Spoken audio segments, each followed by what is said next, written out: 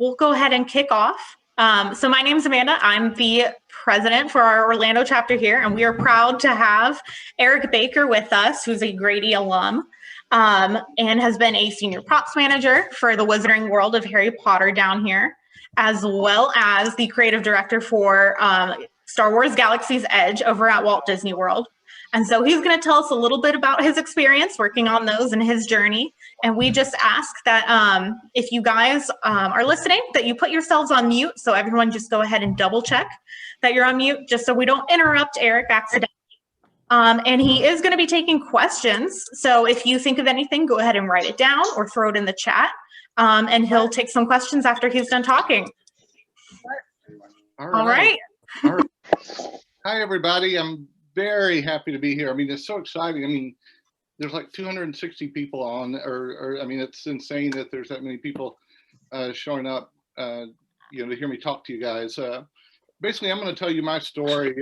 People ask, how do you get where you're at in the entertainment industry? And everybody has their own journey, their own different paths. And mine's a very, very long, twisted, unusual path. But I started out at the University of Georgia. Well, first of all, I was born and raised in a little town called Rossville, Georgia, not Roswell. When I first got to Athens, everyone would go, "Oh, Roswell." It's like, no, it's Rossville. It's a little town that's a suburb of Chattanooga, Tennessee, just north of Dalton, Georgia, right at the foot of Lookout Mountain. So I grew up there. My mom was an artist, and my dad was a elementary school principal who got out of education and became a building contractor, and was a super successful building contractor in the North Georgia area. So I learned very early on. I mean, my mom was incredibly supportive of teaching my brother and I the arts, and I mean, anything we wanted to learn how to do, she was there to teach us how to do it. I mean, when I was 6 years old, I was on a sewing machine sewing my own Batman and Robin costumes, and my brother and I were never happy with the toys that we could buy off the shelf, so we would buy all the toys and then modify them to be much cooler than what you could buy at the store. I remember we had a ping pong table in our basement, and we never played ping pong, so we turned it into a big giant Star Wars play set that we had our battles on and everything.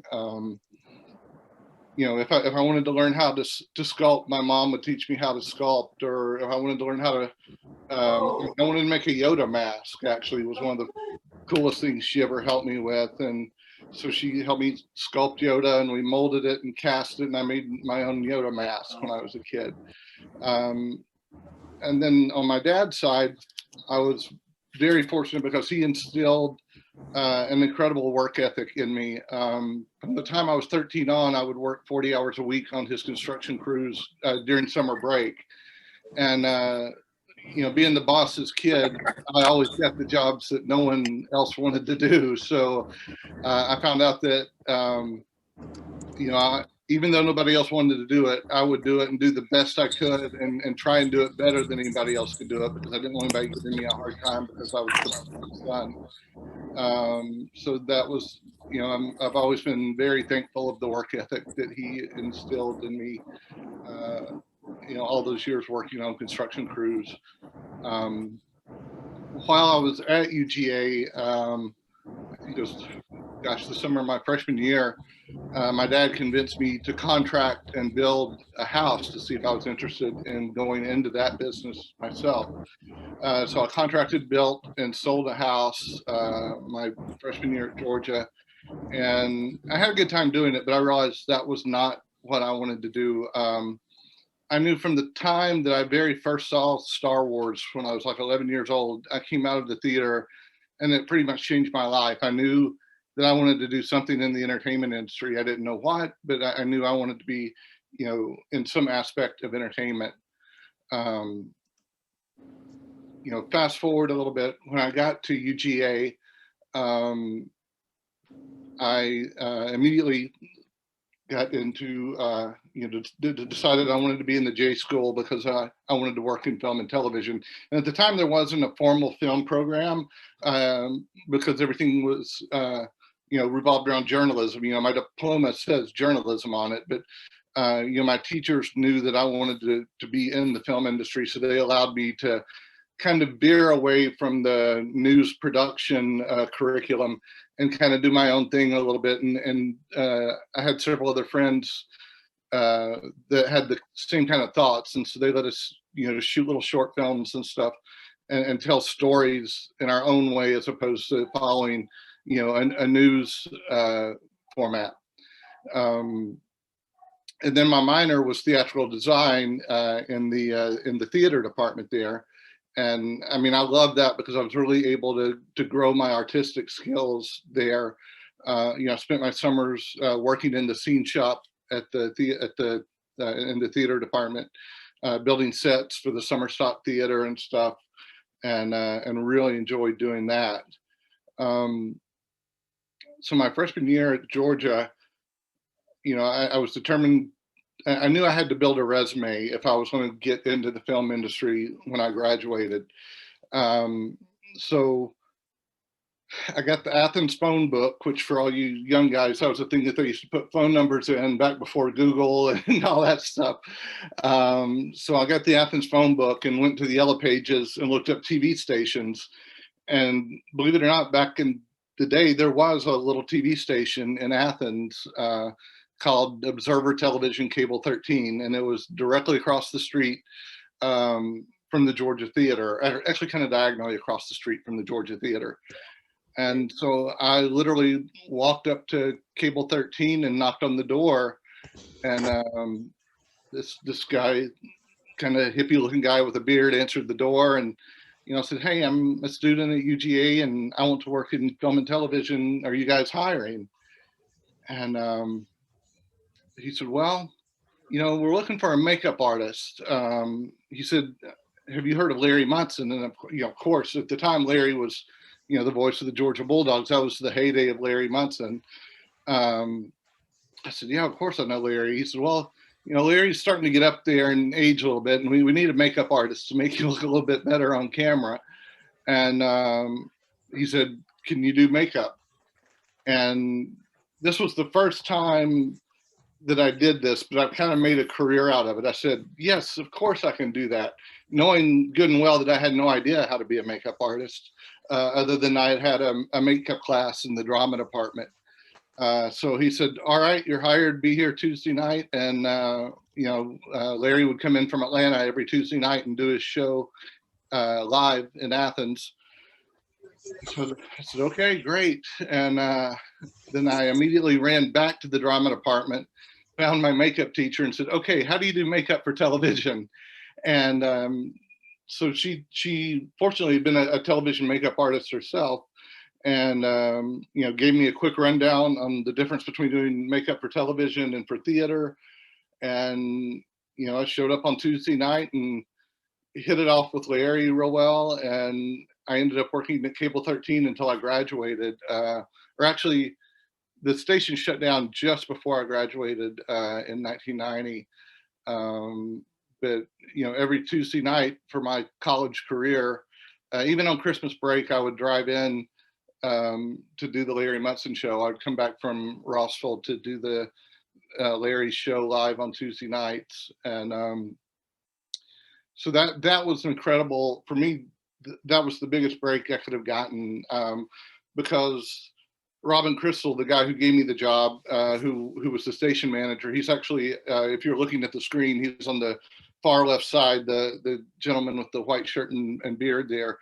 While I was at Cable 13, I got to learn how to build sets and paint sets and do lighting and be a camera operator. They really let me do anything I wanted to do. And since I wasn't making much money, I had my own, they gave me a set of keys to the TV station so I could come in on the weekends and learn how to edit and play with all the equipment. So I would come in on the weekends and edit my little films and stuff in the edit bay because they were usually open on the weekends and no one was in there. So that was just an incredible experience, and I got to meet some incredible friends. most of whom I'm still friends with to this day. We just had a little reunion in Atlanta last year at the SEC championship, just before we got creamed by Alabama, unfortunately. But from Cable 13, that got my foot in the door at a local CBS affiliate in Chattanooga. So I started during summer break when I was home. I got a job doing camera on the 6 and 11 o'clock news for the local CBS affiliate in Chattanooga. And, you know, once again, it's just building on that resume, giving me more and more things to have on my resume. And that was a blast. I really enjoyed doing the 6 and 11 o'clock news. And then if I had free time during the week, I would go out and help them shoot television commercials and stuff, local television commercials that would air in the Chattanooga area. When I graduated from UGA, at the time, Disney had a program called the Career Start Program, where they would bring you down to Florida. They gave you a place to live, and basically you worked in the park at Disney. And my job was giving tours of the animation studio.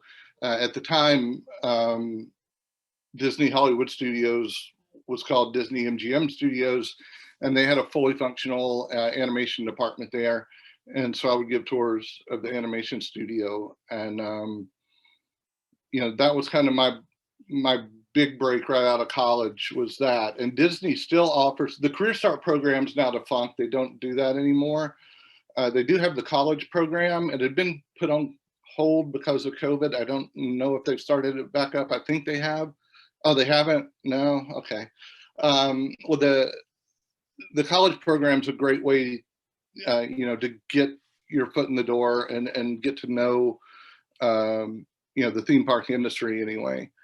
So I did that for 8 months. And then I had a friend who was working for Nickelodeon Studios. And I happened to be I was having a party at my apartment one night, and I was showing off some of the artwork I'd done and some models I'd built and stuff. And there was a lady named Deb Witt who was there, and she came up to me and she said, "Hey, you know, have you ever thought about doing props for television and film?" And, you know, I said, "You know, not really. I'm trying to figure out what I want to do in television and film." She said, "Well, you would be a great prop fabricator." And she said, "I'm the prop master on a show called Clarissa Explains It All, starring Melissa Joan Hart," which was like the #1 show at Nickelodeon Studios in the early 90s. And so I got my foot in the door at Nickelodeon. At first, I started out as just a production assistant. I would come in at 4 o'clock in the morning and Xerox scripts and get people's coffee and anything they needed. You know, I was there, you know, working 15, 16-hour days. Just anything that anybody needed, I would do. And that's part of, I think, making it in this business is showing your value, that they can't do it without you. They need you there because you know, they need your help. And so that led into me building props and stuff for Clarissa. And so I did the last 3 seasons of Clarissa. And I'm going to just show some slides of some of the other shows I worked on. A lot of the parents here may realize them, or may remember them. The kids may not remember them quite so much. One of my favorite shows was a show called Allegra's Window, which was a puppet show, a preschool puppet show. But a lot of the puppeteers, Marty Robinson and Pam Marciero, they were puppeteers on Sesame Street. So that opened my door to getting to know the people at Sesame Street, and led to other things down the road that we'll talk about a little bit later. But Allegra's was one of my favorite shows. So these were a couple of birthday cakes that I made. Whenever you work with puppets, you can't use real food, because if the puppets get dirty, then you've ruined a $15,000 puppet. So we make fake cakes and fake food anytime the puppets are dealing with food. So these are a couple of cakes that I made for Allegra's Window. This was a tub toy for Rondo, the little guy, the little pink guy up there in the top. When he would they did an episode about staying clean and taking a bath, and so this was Squidzilla, his tub toy that he would play with. So he was one of the more fun things that I got to build for Allegra. And the great thing about this is everything, we would get a script and it would just say, you know, Rondo's playing with a tub toy, it's called Squidzilla, and then they would just let us run with it. The shows were shot so quickly, there wasn't a lot of time for design. It's pretty much what came out of your head into your hands is what went on the air, because there wasn't a lot of time to think about it. This is one of the models I built for Clarissa. Clarissa's dad was supposed to be an architect, Marshall Darling, who designs all these crazy buildings. So this was a drive-through tennis shoe store that Marshall supposedly designed, but it was actually my design. I worked on Double Dare, which is one of the big, I mean, basically any live show that Nickelodeon did in the 1990s, I probably worked on. But this was a really fun piece for me because I love the classic Universal monsters. And this was a 7-foot-tall Frankenstein monster that I built for Double Dare. And on this, I also helped come up with the game that went along with it. And so the game was Dr. Frankenstein had supposedly closed up the monster and left some of his tools inside his body. So you had to rip his chest open and dig inside and find all the tools that, of course, were buried in slime and nasty stuff inside his chest. And when you found all the tools, you won the game. So this guy actually, he actually lived in my attic for a long time. I just recently sent him off to a friend's place, but when Nickelodeon shut down, I brought him home with me. I really, really liked him a lot. This was another fun puppet show. Actually, this was the first show that I got to puppeteer on. I'm also a member of the Screen Actors Guild, although I haven't puppeteered in years and years and years. But there was a character called Chansom the Pelican on this show, and there was a gentleman named Jim Krupa who was the lead puppeteer on Chansom, but I was the secondary puppeteer. I puppeteered Chansom's arms. So this was the show where I got my first on-air puppeteering gig. And then I also built a lot of the costumes that were worn by Benya Benya, who's the yellow frog that you see in the photos there. He was a character on the show, and I got to make a lot of his costumes for him. So all that led to my ultimate dream, which was working with the Muppets. Jim Henson is my hero. And unfortunately, Jim passed away while I was still at UGA. I believe it was, oh gosh, I think my senior year, it was when he passed away. And so I never got to work with him, which just killed me because I really, really more than anything wanted to work with Jim. But I've always modeled myself, or tried to model myself in the way I lead people, the way Jim did. Everyone that knew him would always tell me, you know, he was kind. They would all say he's kind to everyone, no matter how horrible the person is, he's always kind. And so I try to, you know, keep that in mind when I'm working with people, and you know, do my best to be nice to people. It's the best way to do business, I've found out, I think. So anyway, I did quite a few shows with the Muppets, and I did a straight-to-video movie called Kermit's Swamp Years, and that was just an amazing time in my career, because that was really one of my dreams as a kid, to get to work with the Muppets. This was actually the first gig I did with the Muppets, working with the Swedish Chef. He was the first Muppet that I got to work with. And then the chicken that's under my arm there was the first Muppet that I got to build. My brother and I built that together because they did a skit where the chicken drank a bottle of hot sauce and all of its feathers blew off, and they didn't have a naked chicken puppet. So my brother and I got to build the first naked, probably the only naked Muppet chicken they've ever had, I guess. This was a little job. This is when I started dabbling into theme parks a little bit. As the 90s went on, the film industry started to die in Florida because places like Georgia and Louisiana, their governments, state governments started offering amazing film incentives for people to come film there. And unfortunately, and this still holds true, the Florida government didn't want to do that. So they basically cost many people their jobs by not trying to keep up with the surrounding states. So the film industry slowly died off in Florida. And so I started transitioning into theme parks because I wanted to stay. I love Orlando. I love Florida. And I wanted to stay here. So this was actually for the Disney Villains float that may still be in the parade at Disney. I'm not sure, but I sculpted all the stuff that's here, the skull and the candle and the scrolls. I sculpted all that stuff. And a good friend of mine, amazing artist that I've worked with for years and years, Gil Gillespie, I believe he painted all of this stuff. So anyway, this was for the Disney Villains float. A little close up of the skull. This was from Snow White, actually. The skull was modeled after one that was seen in Snow White. I got to, very fortunately, like I said, I got in with the Sesame Street people, and I got to do a Sesame Street 3D movie that was for Universal Studios Japan.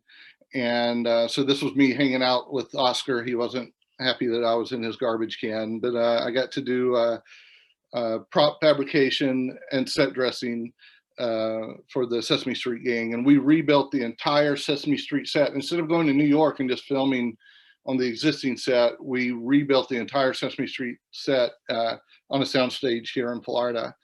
And that was just an amazing experience. Anytime you work with the Muppets, the performers are just some of the most incredibly talented people and nicest, genuinely nicest people you'll ever meet in your life. And so it's always a complete joy to be on set with them. And that's just me and the Sesame Street gang.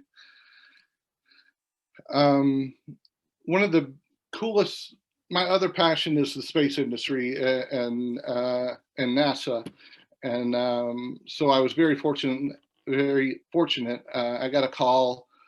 There was a miniseries for HBO that was produced by Tom Hanks and Ron Howard called From the Earth to the Moon. And I got a call. They said, we're looking for somebody that can help wire up all the little flashing blinky lights in Mission Control. And once again, I had no idea how to do that. I had never wired up a light in my life, but I said, I can do that, sure. And so I got on as a special effects artist, initially just helping to wire up the lights on set. And I told my boss when I started, I said I would really, I'm normally on set while they're filming. I said I'd like to, if you have a position open up where I can be on set, I would love to be your on-set special effects guy. So I ended up with a couple other guys being the on-set special effects team, practical effects team for Earth to the Moon. And consequently, we were nominated for an Emmy Award. So that was the closest I've ever come to getting an Emmy Award. We didn't win, but I was part of the special effects team that was nominated for an Emmy Award. This was an actual lunar module that was made to land on the moon. The Smithsonian had it, and they loaned it to us to use on the show under the condition that we had to fully refurbish it and send it back so they could put it out on display because it had been in storage because they didn't really have the means to restore it and get it back in good enough shape to put in the museum. So we restored it and sent it back, and I believe it's still in the Air and Space Museum in the Smithsonian. This is some of my good friends. You guys may remember a movie called The Blair Witch Project. And so I'm friends with those guys. We worked together a lot in the film industry before they hit it big with The Blair Witch. I mean, a lot of people, the media made it sound like those guys made it overnight, like they were college students and suddenly they're bazillionaires because overnight they made this movie and they became famous. And it wasn't that way at all. They worked for years in the film industry before they finally hit it. And I mean, it's still an amazing story. I mean, they're literally, the night before they sold the film in Sundance, I think the power was being turned off in their apartment because they had no more money. And so anyway, this was a movie called Altered that I worked on.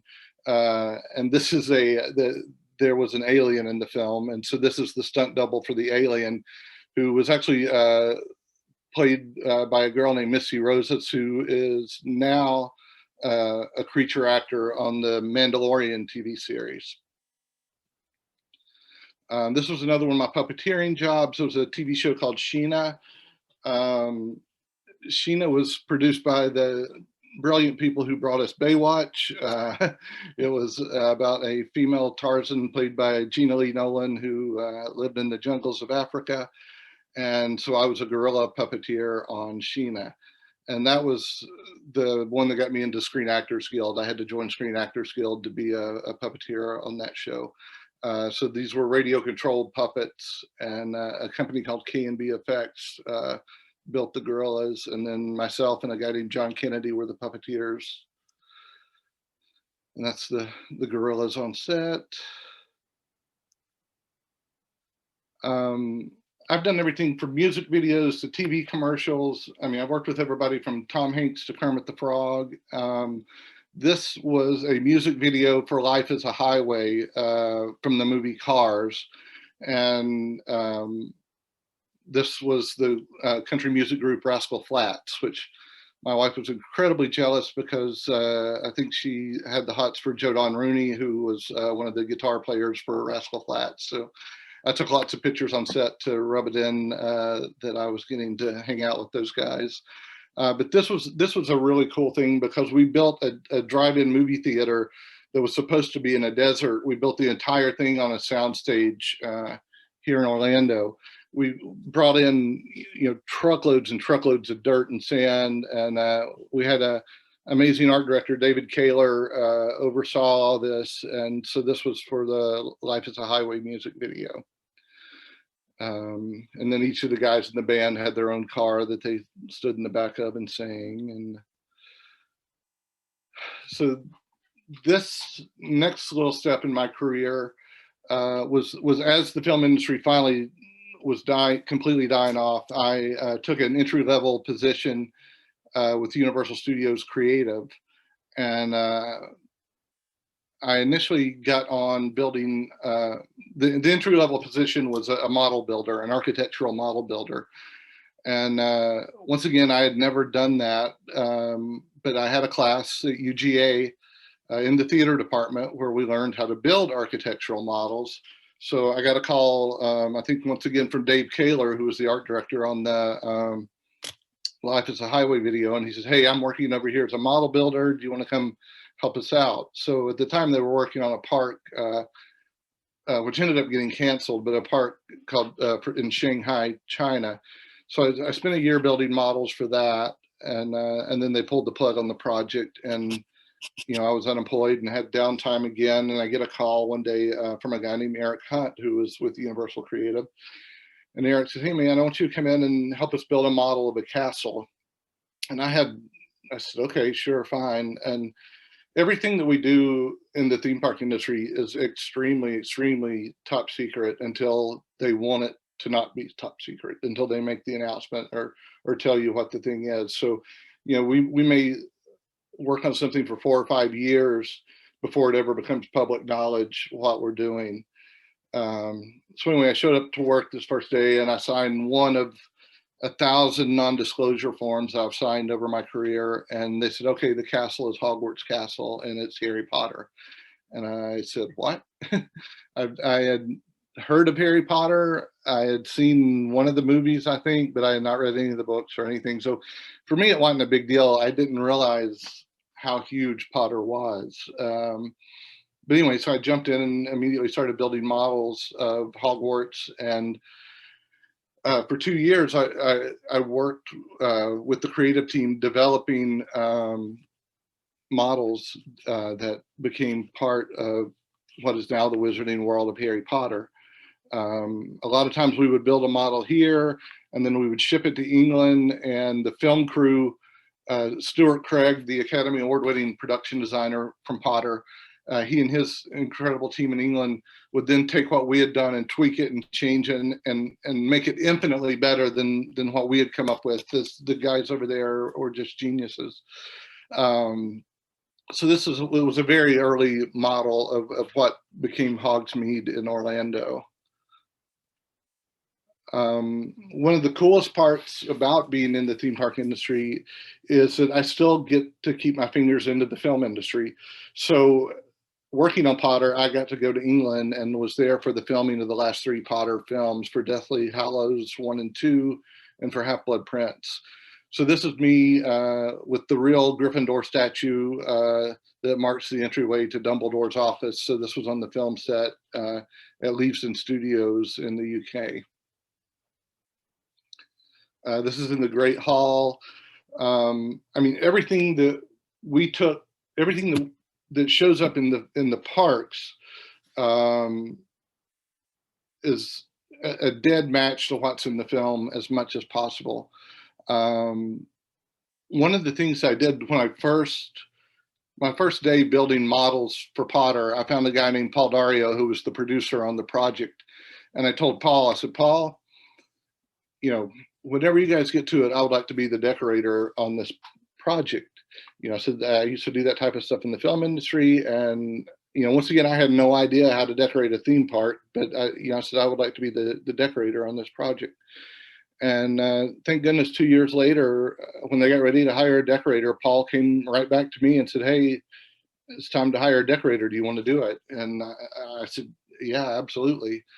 And so I was immediately on a plane over to England, and that's how I got to visit the film sets for Potter.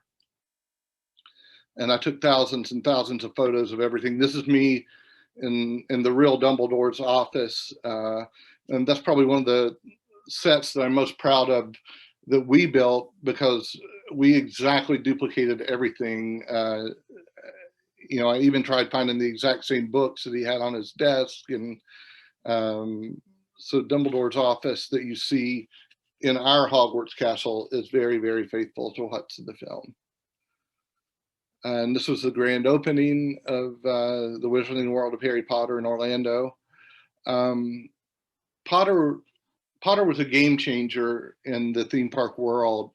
Nobody had really done a fully immersive environment like this. And this is where I wish we were kind of live instead of on video right now, because I always like to see how many people have been to these places or seen these places. But the Wizarding World, it had never been done before, and it broke, you know, it broke new ground. It set a new bar for the theme park industry, and we didn't know if it was even going to work or not. I remember the first time we let guests in the castle, I went and stood at a dark corner of the portrait hall and just was watching people come through.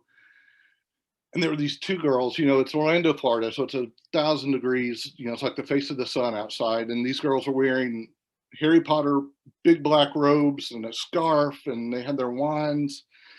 And they walk into the portrait hall and they drop to their knees and they wept. And I was like, oh my God, we did it. We really did it. They love it. They love it. This is awesome.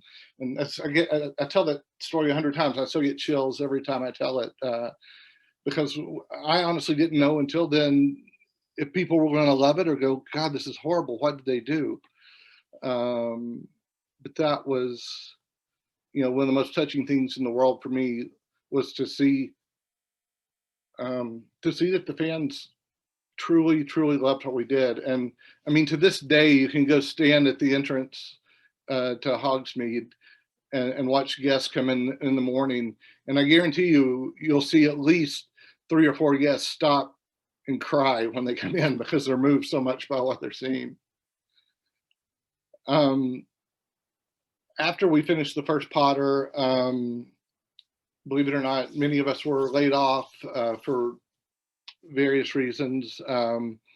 So Disney had heard how great Potter was before it ever opened, and they had actually contacted me before I ever got laid off, wanted to know if I wanted to come to work for them.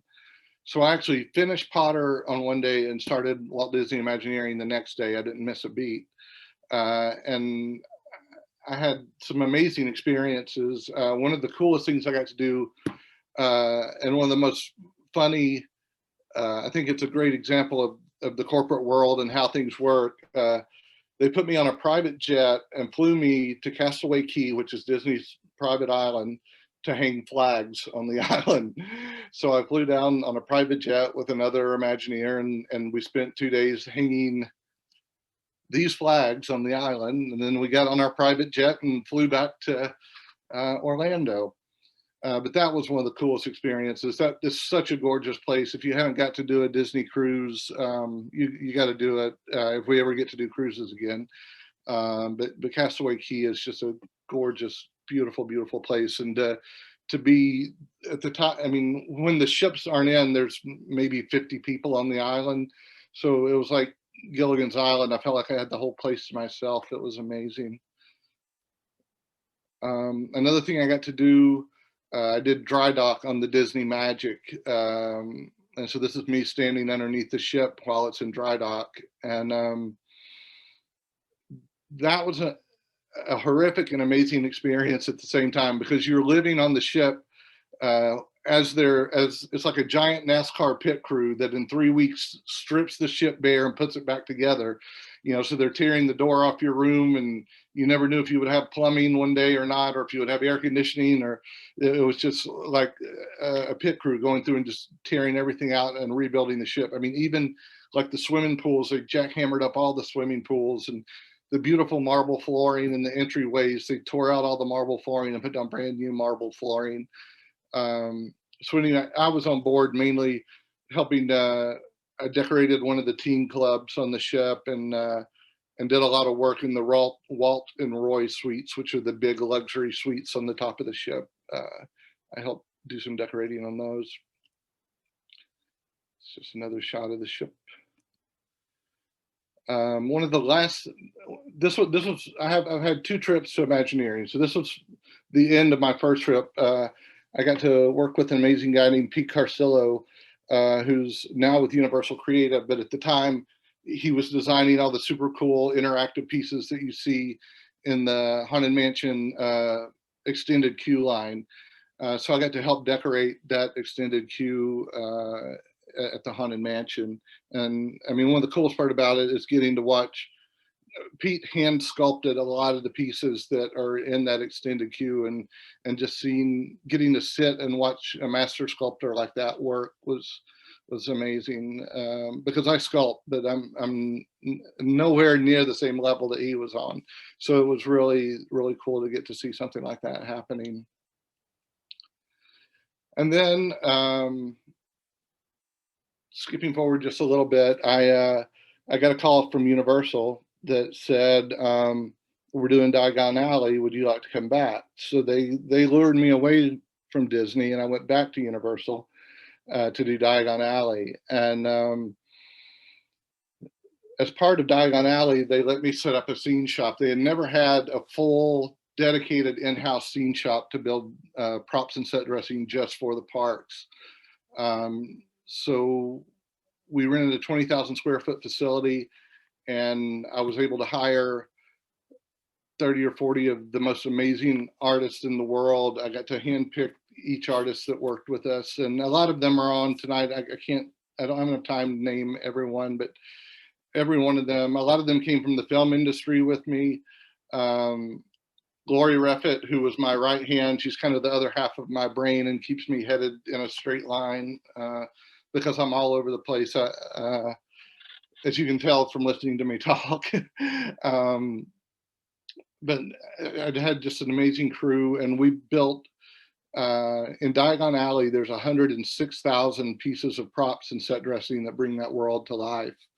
And that's one of the coolest things about doing props and set dressing for the theme parks, is we get to tell stories with what we do. If it weren't for my team and myself, I mean, think about it, it would just be a bunch of funny looking buildings that are really well designed, because there wouldn't be anything in them to tell the story of the people that are there. And so that's what we do. We get to get in the minds of these shop owners and stuff. And, you think about, okay, when this guy comes in the morning, he probably puts on his glasses, and he may make a cup of coffee, and he sits it over here, and there's a coffee stain on the table because he always sits his coffee right there first thing in the morning. And it's little details like that bring these worlds to life. And it's layer upon layer of props and set dressing that tells that story, because that's what the real world is. It's years and years and layers that make a world a real world. I mean, you can tell by all the clutter behind me. This is, I thrive off that myself, actually. My office is usually a cluttered disaster, but it helps me to think and inspires me, and that's why I like having all of this stuff around. Um, Often when I'm working on a project, I find that I wake up in the middle of the night, having ideas and thinking of things that need to be done. And at first it really bothered me, and then I was talking to Stuart Craig, who I mentioned earlier, the production designer from Harry Potter. I was talking to Stuart one day, and he actually asked me. He said, "Do you wake up every night thinking of Harry Potter?" And I said, Stuart, I do. And he said, "You're doing a good job then." And that so now I worry if I don't wake up in the middle of the night thinking about my job, because I'm like, oh gosh, I'm not doing a good job. I'm not waking up in the middle of the night. What's wrong? Um, so anyway, I'm going to kind of fast forward here a little bit because I'm running out of time. I got a call from Disney one day. They said, "Hey, we're doing something. We're looking for someone that can do what you can do." And I said, "Well, if you want someone that can do what I can do on Star Wars, then I would love to do it." And they said, "We'll get back to you." And they just hung up. I didn't hear from them for 6 months. I thought I had blown it, whatever it was. And so 6 months later, the lady calls back and she picks up right where we ended, and she goes, "Yes, it's Star Wars." I said, "Okay, I can do it then." And so I actually negotiated with Disney for another 2 years before I cut my deal, and then left Universal and went back to Imagineering to do Star Wars Galaxy's Edge, where we built two of these things at one time, which was absolutely insane. I'll never do that again. I don't know what I was thinking, but we built Galaxy's Edge in California and the one in Florida at the same time. So I was constantly jumping from East Coast to West Coast for 4 years, which was a little insane. But once again, they allowed me to set up my own scene shop. I handpicked the artists that worked for me. And actually, I brought a few over from Universal. Dave Hyde, who's my lead fabricator, and Lori Reffick came with me, and we created this other amazing, completely immersive world. And for me, Star Wars is my Harry Potter. So I told my wife, I said, "That's the last thing on my bucket list. I'm kind of done now. I've done everything." So we did 2 Galaxy's Edges, and we just got the second one open and fully operational, and then COVID hit. And I had actually, once again, after we finished Galaxy's Edge, I left and went back to Universal. I took a position as a show design director at Universal, working on, we were working on what Universal, helping come up with ideas for what they'll be building for the next 10 years. And then COVID hit, and we all got sent home, and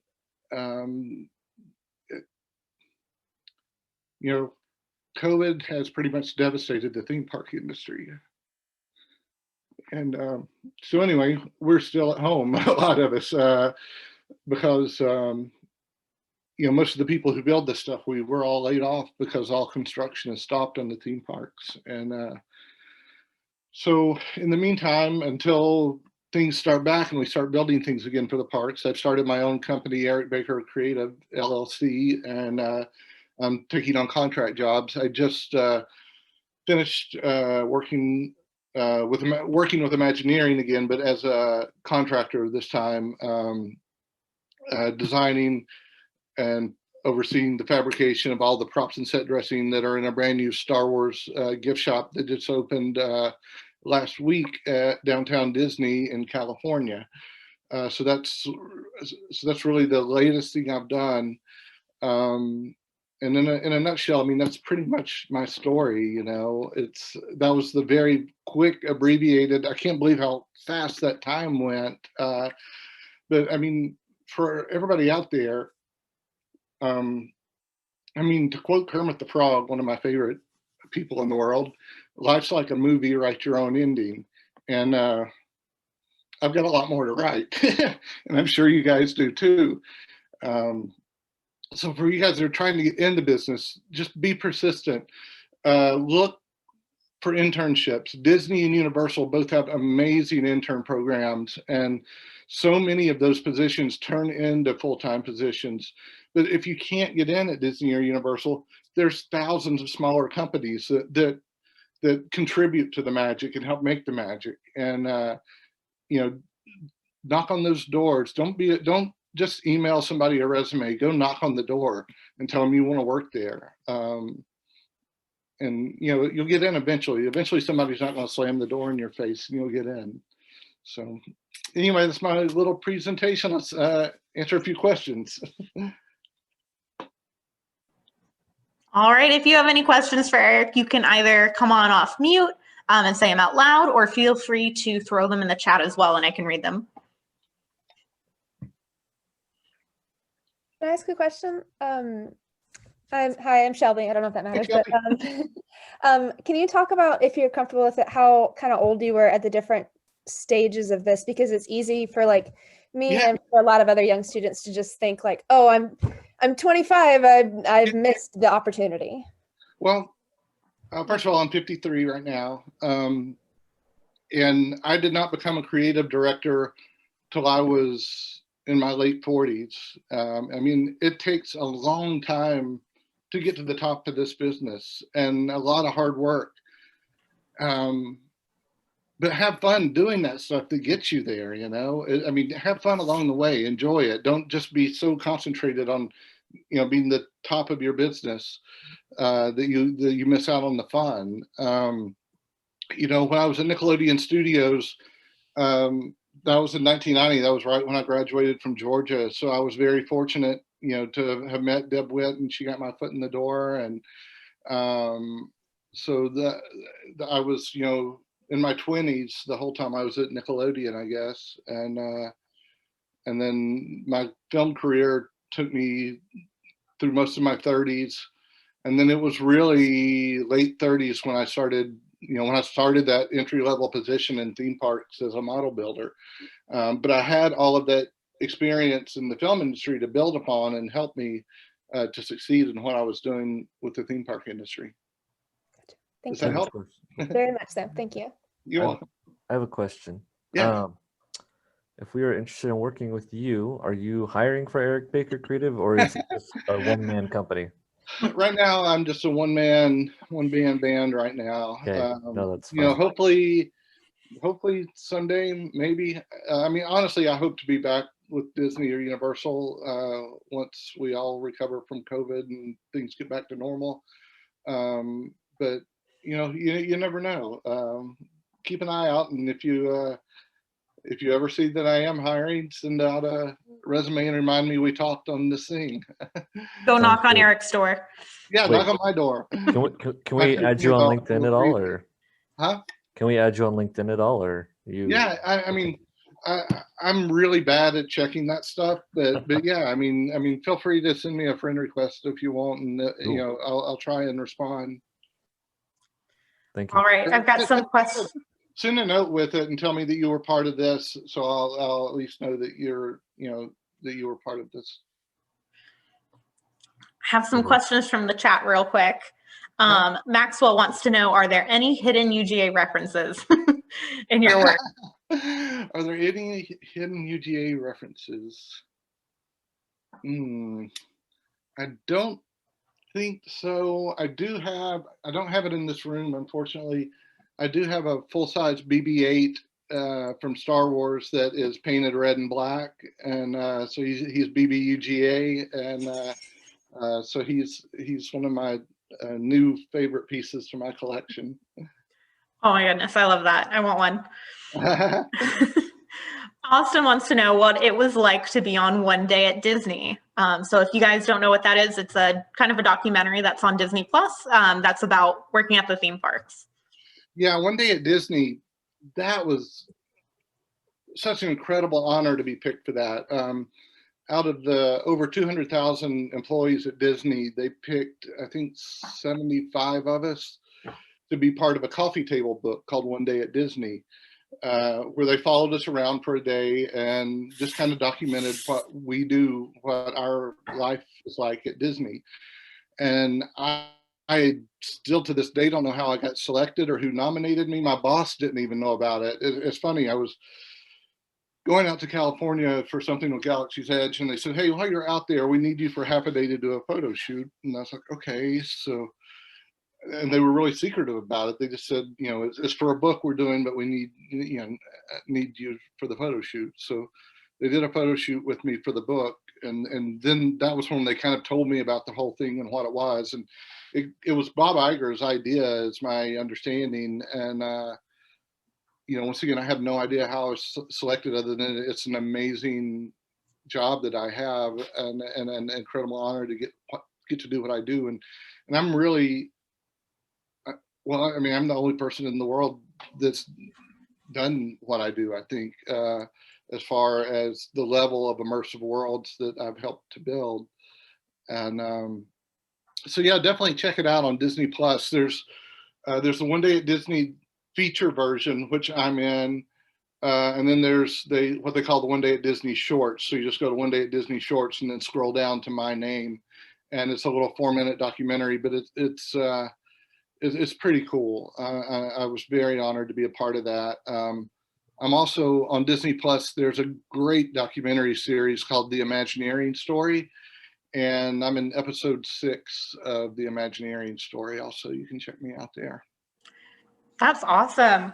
Yeah. All right. David wants to know how much creative license you were given on Galaxy's Edge, and did Lucasfilm kind of dictate what they wanted, and you made it, or did you get some kind of creative control?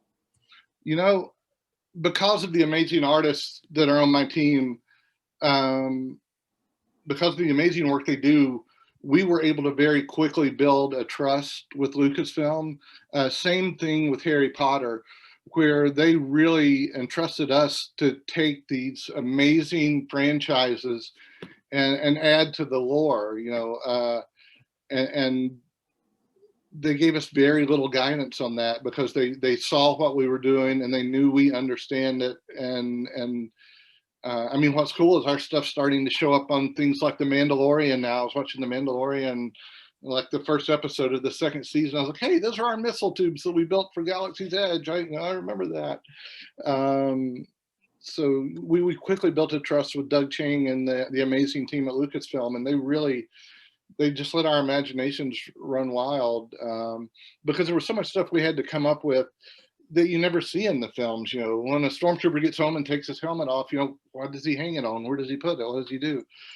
Things like that. And what does a 12-foot tall taxidermied wampa look like in the Star Wars world, and things like that. And they just let us run with it. And I mean, Doug was there to oversee things, and Chris Beatty and Scott Trowbridge, a lot of the team, executive team, would oversee things. But I mean, I would very, very minimal notes were ever given on anything that we did. Very cool. So Yeah. for our young people, what would be the best advice for getting into a career in your field, and how can they get started young? Well, if you're looking to get into the film industry, stay in Atlanta. Atlanta is the place to be. I mean, if you can't make it there, you're not going to make it anywhere right now, because they're hiring anybody they can get, is my understanding. Atlanta is the place to be for the film industry. As far as theme parks, definitely look into the internships that I told you about. The Disney and Universal internships are both outstanding programs, and you're going to meet the top people in the business in those internships.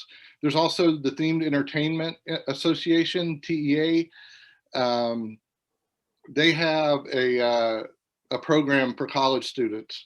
So if you looked up Themed Entertainment Association and look up their website online, you can go in and see about joining their group of college students that they have. And that's another, because they have cocktail mixers. And well, when we didn't have COVID, after COVID's over, hopefully they'll do it again, but they would have cocktail mixers about once a month. And the students could come in and mingle and get to meet people and hand out their business cards and say, this is what I do. And so that's another great outlet. Perfect. So Melissa wants to know, which is better, Galaxy's Edge in California or Florida? Oh, no. I might get in trouble. I love them both. California was my first, but Florida's my favorite. We had 6 months longer to work on Florida than we did California.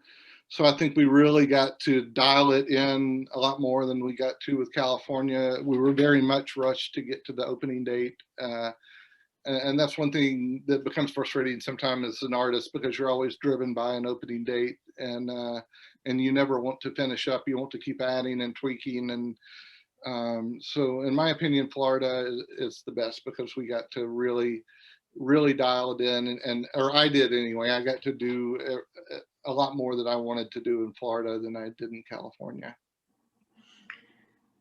10-year-old Carmen wants to know, what is your favorite sculpture that you've ever created? Oh gosh, what is my favorite sculpture?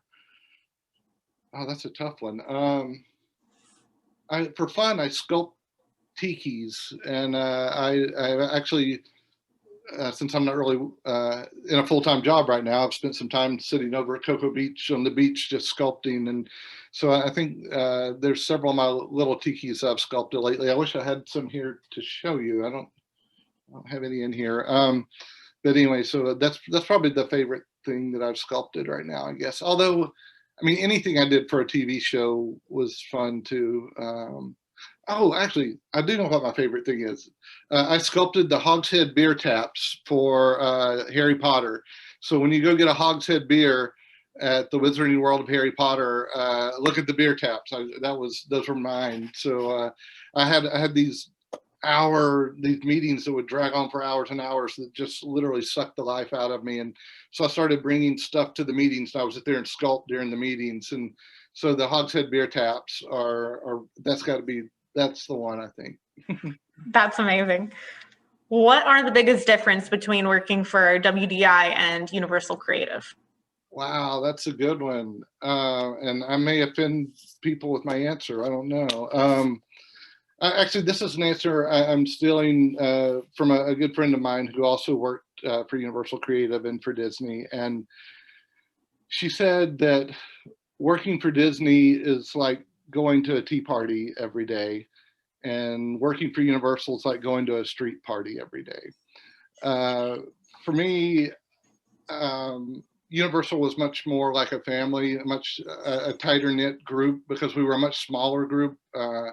Imagineering is massive, where Universal Creative is a much smaller group of folks. And I felt I got to know everybody a lot better and be a lot better friends with the guys at Universal. So I feel I love them both, but they're very different approaches to doing things. And it just depends on, if you want to go to a tea party or a street party, I guess, as to what you like.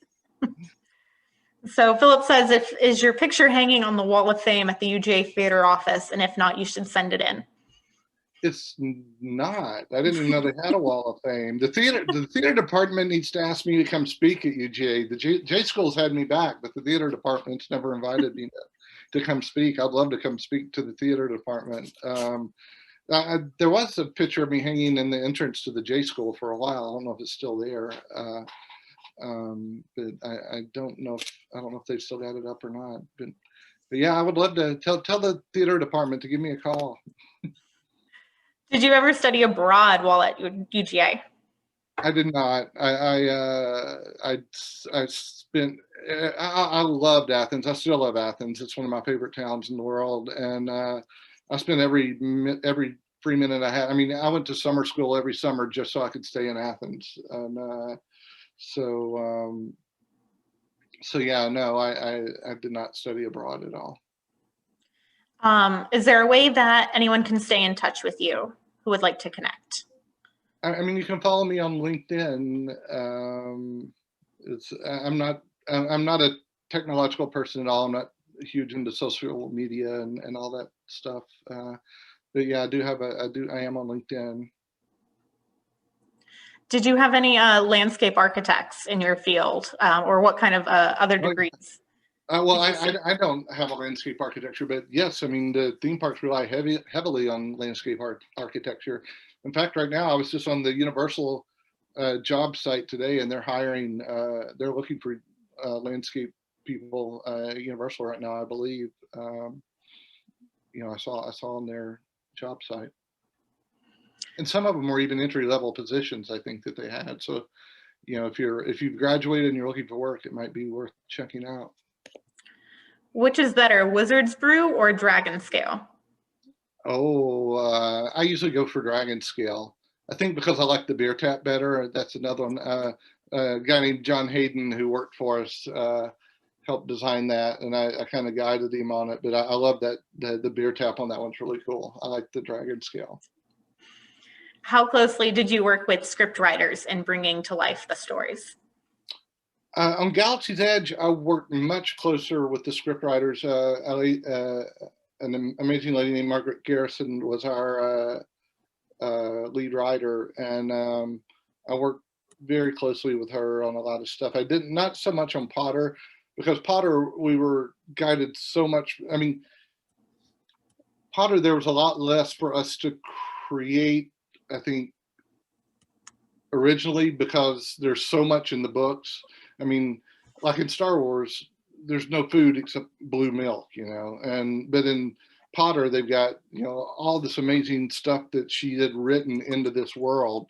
So I didn't have to rely so much on the writers there, but with Star Wars, since we only had what was in the films that were out, Margaret was in almost all of our meetings, and we got to brainstorm and throw ideas off each other a lot. That was lots of fun. All right. Does anyone have any other questions? I think I got through all of the chat questions. You're welcome to come off. I have a question. Hi, I'm Isabel. I completed the college program fall 2019. So I had the opportunity to do the cast preview for Galaxy's Edge, and I own like 5 copies of the eyes and ears for Galaxy's Edge. Awesome. My entire life. And I worked in Magic Kingdom, but I have one question. I know you did Imagineering, but for getting a PI, would that be better for Imagineering or Yellow Shoes? I'm an advertising major, but I love anything artsy. Wow, that's hard to say. Yellow Shoes is great. I've actually tried getting in there a few times and I wasn't able to. But yeah, Yellow Shoes I think might be the way you might want to go. They do really cool stuff. Okay. And then I have another question, and I would ask every cast member whenever I was at Galaxy's Edge, which spire is your favorite? Oh, well, I think it would have to be the Black Spire. Yeah, that's what I figured. Yeah. Awesome. Thank you. Thank you. You're welcome. I'd like to know what your favorite prop was. Oh, wow. That's another, because literally, like I said, in Diagon Alley, there's 106,000 props, which is unheard of. I think in the largest park that Disney has, I checked one time and there's like 75,000 in their largest park. And so to have 106,000 in one little area is unheard of. And in Galaxy's Edge, there's almost 100,000 in Galaxy's Edge.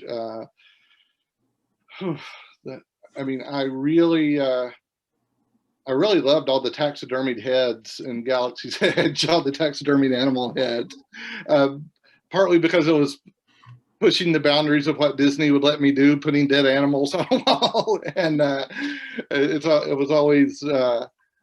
was always fun to see how far they would let me go, and then when they would pull me back and go, all right, you can't put green animal blood everywhere, things like that. But I think I really loved the taxidermied Tauntaun and just all the taxidermied animals that we did in Galaxy's Edge and the Antiquarian are super cool. And they're beautiful sculpts. Darren Perks and all the guys that sculpted those just did such amazing work on them. And then did you have any skills that you were able to build at UGA that helped you in your career? Oh yeah, all my artistic skills, because I never had any formal art classes ever. Like I said, my mom taught me everything, but I never took formal art classes other than the few that I had in the theater department. So I would literally, my friends from UGA are still the best friends in my life. We did a 3.5 hour Zoom last Saturday night with all my friends from Reed Hall, 3rd floor where I lived. We're all still best friends. And so my dorm room was like a mad scientist workshop. They would come in and I would be pouring up foam rubber latex or making Dracula teeth or, building puppets, or, everybody came to me wanting help building Halloween costumes at Halloween. And so, yeah, everything, all my real skills, I think, came from UGA and the things I did while I was at UGA. All right, this is going to be our last call for question. I do have 2 more. So 12-year-old Everett would like to know what place in Galaxy's Edge you would say is like the #1 must-see for their trip. Well, you've got to ride Rise of the Resistance. It's the most amazing ride ever if you haven't ridden it. If you're a Star Wars fan, especially, it'll blow your mind. But I think my favorite spot is I could hang out inside the Millennium Falcon forever. The first time I got to go and sit at the chess table, and I've been on the real Millennium Falcon. That was something I didn't even get to talk about. Was I got to spend a lot of time on the Star Wars film set. So I was there for Episode 8, Rogue One, and I went over twice for the Solo film. But the very first time I went to Pinewood Studios, they took me into the Millennium Falcon, and I got to sit in Harrison Ford's seat. And it's all I could do to not scream like a girl or cry, or I just had to hold it together because I was with a group of Disney executives. And but yeah, I could hang out in the Millennium Falcon all day. My dad's seeing Galaxy's Edge for the first time next month, and I think he's going to cry when he walks onto the Falcon. I've seen so many grown men cry when they see the Millennium Falcon. It's amazing. All right, so Jody is a big World War II history buff and was surprised to see that the guns as props in Galaxy's Edge looked very similar to World War II equipment. Was that on purpose? Yeah, absolutely. Well, it's because we were duplicating what had been done in the films, and that's Star Wars. Everything in the Star Wars world is built out of things that exist in our world, and all the blasters in the original Star Wars film, a huge majority of them were World War II era guns that had been modified into Star Wars blasters. So that's why a huge amount of them are World War II era guns that have been modified into Star Wars blasters. I was going to say, I know Han Solo's is a modified pistol. Yeah. Then 10-year-old Austin wants to know who your favorite Star Wars character is, and have you gotten to make a model of them? Well, like I said, I made a Yoda mask, and I would say Yoda's probably my favorite because you must do or do not. There is no try. Teresa wants to know if you know anything about the new Fantastic Worlds park at Universal, but I'm sure that if you did, you would have signed a non-disclosure agreement. I do. I know a lot about it, but it's super top secret, and I can't talk about it. Oh my God. This is the one that's been... It's so like, can you at least say, so it's going to be Mario, like Nintendo and Harry Potter in the same park? Like that's... I can't say. They put this really so. Sorry, but you'll love it. You're going to love it. I am excited. I am a big Nintendo fan, and growing up I was like, she was the bigger Harry Potter fan than me, but I did read all the books when I was a kid. So like, I'm very excited to see. I've actually never been to Universal because we moved we lived in Georgia for years, but we moved out, so I haven't been yet. You got to go. It's awesome. You'll love it. It's great. All right. I think those are all the questions that I've had so far, but I want you to know that everyone's been popping in the chat how thankful they are that you did this with us and how much they've enjoyed your presentation and questions. Well, thank you. I mean, I've really enjoyed it, and gosh, the time went so fast. I wish I could stay longer and chat more, but I've actually got a vendor here at my house waiting to talk to me. Well, we'll have to do this again then. Yeah, absolutely. This was really fantastic, and I can't thank all of you guys, so much for showing up. And I mean, there must really not be a lot to do in the COVID world out there if everybody shows up to watch me talk one night. So this was really great, and thank you all, and good luck to all you students out there. I mean, never give up. Keep going. Never give up. Be persistent, and you can do it. All right. Well, thank you. Thank you to everyone who came and stayed with us. And thank you to Eric for sharing all about your experiences and taking all our questions. All right. Well, thank you. Yeah, everyone have a wonderful Monday night. All right. Bye-bye.